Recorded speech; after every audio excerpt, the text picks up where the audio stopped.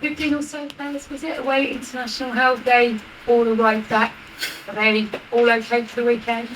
They're all good. They all came back well. They all trained today, so they're in a good place.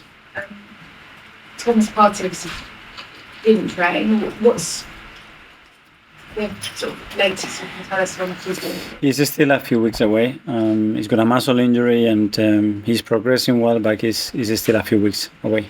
And all your others available for Sunday? Yeah, the rest will be available, yeah. Can you just clear up a bit of noise around Saka and his Achilles niggle? What's the situation? He's fine. He trained normally today, so it's nothing to report there. It's not an ongoing issue because you hear Achilles, you hear Saka, and everybody worries. Every player has always pains or issues or things that's normal in elite sports, but nothing to worry about. Reassuring everybody.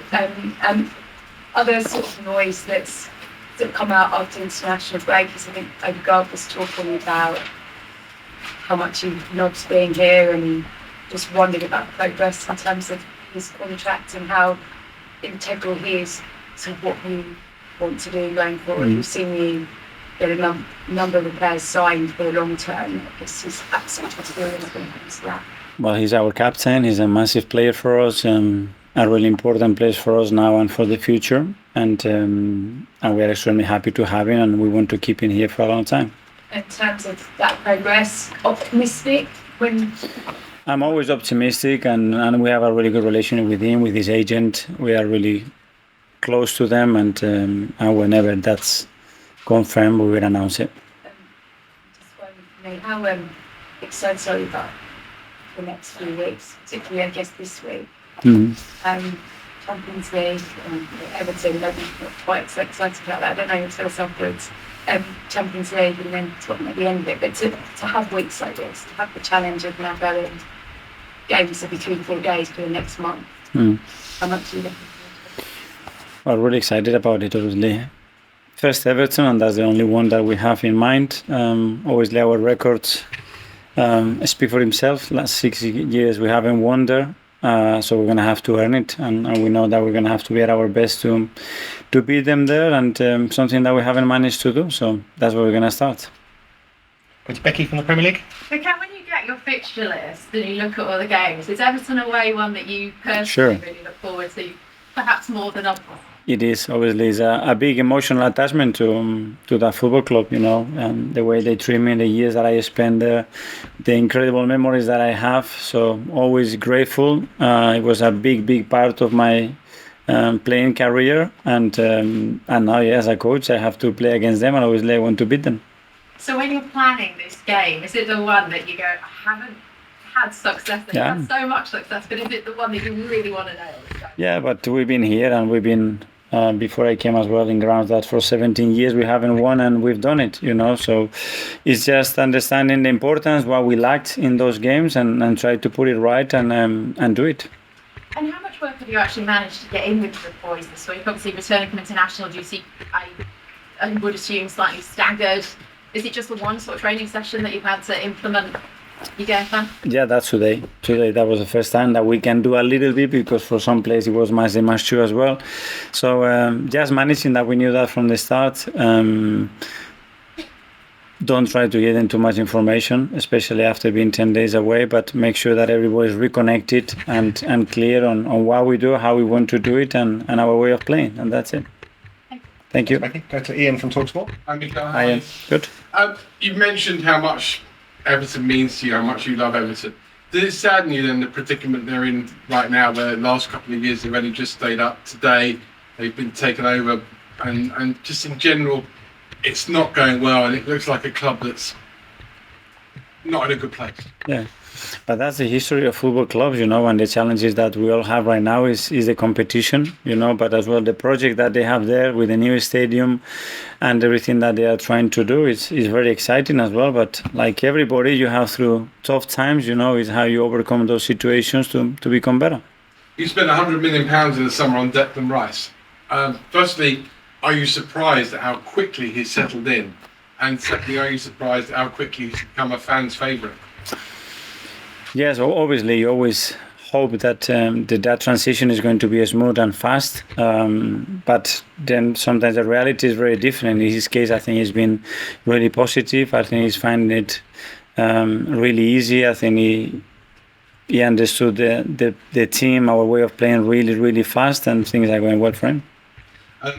Your chief executive is stepping away in the summer. Can you just give us an idea of what that will mean for you personally as a manager going forward after next summer? Well, he's been here 14 years, and I think he has the right to make that call, and he's made that call. He thinks it's the best thing for him, for his future, for his family. For what I can say from my side, I had a great working relationship with him. I enjoyed it. He's a person, first of all, that I value, that has been integral in what we've done, and I will want to wish him the best, but I think he still have a lot of things to do in the meantime till the end of the season. And finally, we're only 4 games in, but it's already Man City and Arsenal as it was last season. Both started well. How much, with the Champions League starting now, and which you didn't have last year, and having to play sort of 2 games, 3 games in a 7 or 8 day period, how much is that going to test the boundaries of your players and of your team?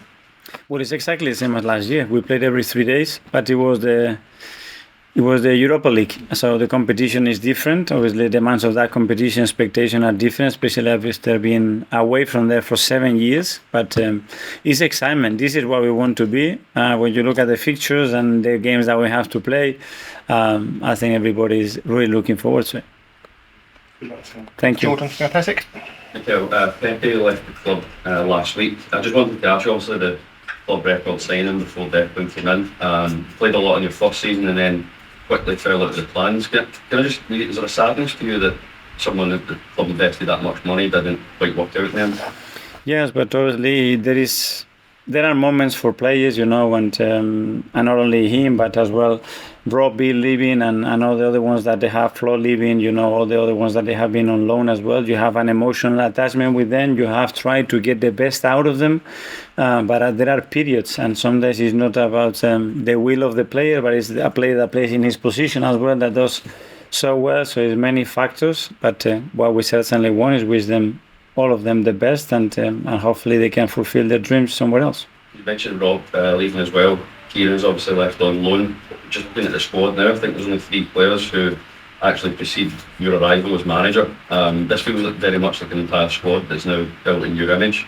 Is there more pressure coming with that for you, that this is now your entire team that you've handpicked?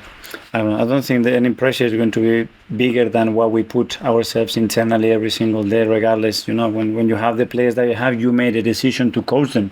They are not my players.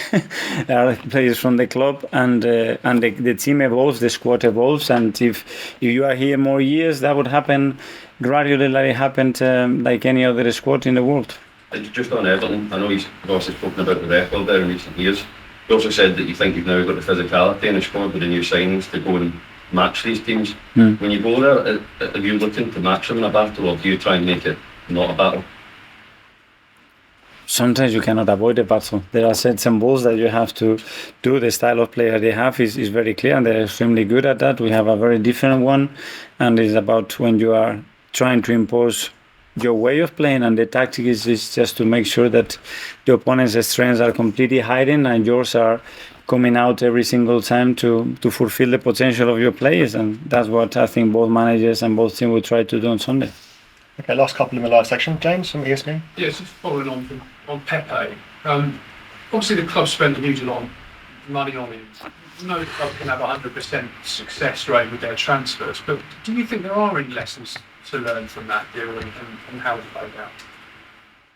I don't know. I wasn't involved in the process of that deal, And what I can say about him as a person as well is a phenomenal boy. He tried really hard.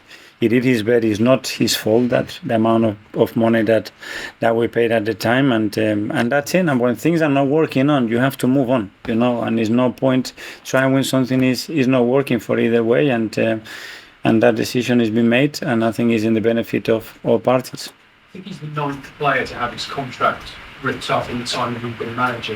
Do you feel this sort of closes the chapter on having to do that now? That's sort of it for having to lose players prematurely? I don't know. I think every case has been very, very different, and always at the end is a few parties that has to be agreeing to something. Is not a decision that I take. Okay, finally we'll go to Kaya from Football London. Hi, Mikel. Hi. Earlier in the summer, you were speaking about how the leadership group would be decided after the transfer window came to a close. I just wondered, have you made a decision and have you communicated that to the players? It's not about the decision making something formal or something public. We have many leaders in the squad. We have a captain that is Martin, and you have seen in the last few games and in pre-season when there are changes as well. When you have number 2 and 3, then maybe it's the 4 and 5. So what I'm really interested is about empowering the qualities that they have as human beings, and make sure that the leaders come out. So don't really restrict anybody, because we have a lot of people that are capable of doing that at the moment. And just to check, who would be 2 and 3? Sorry? Who would be number 2 and number 3? You will see when we play.